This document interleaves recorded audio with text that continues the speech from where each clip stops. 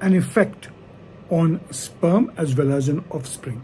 The simple question asked is, can a father be too old where the risk can be identified? Now, why are we answering this question? Because over the past 4 decades, the age of the father has steadily increased.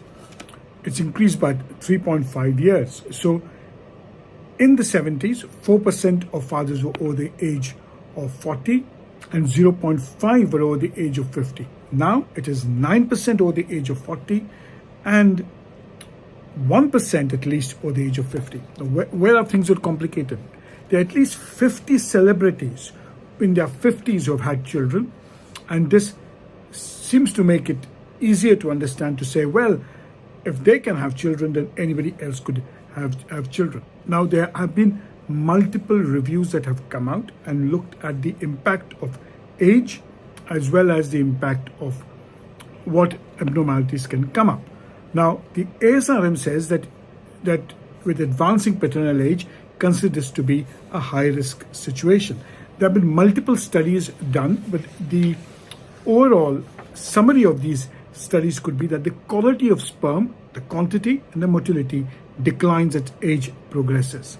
There's also a reasonable amount of evidences suggest that there's increased risk of autism, of psychiatric illness, neurological development, neurodevelopment of children, and pediatric cancer, neurofibromatosis, and chromosomal abnormalities when men are older.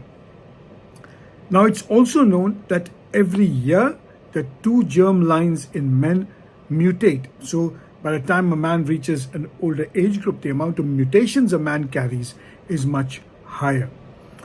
Now, I'm not saying they don't come with advantages. Men who are older tend to stick with their offspring much longer in modern statistics.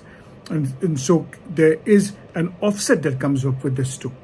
So in effect, what we are learning now is as time goes by, you're going to see a larger proportion of men in their 40s who are having children, but it's also important to realize that steadily the chances of abnormalities also start increasing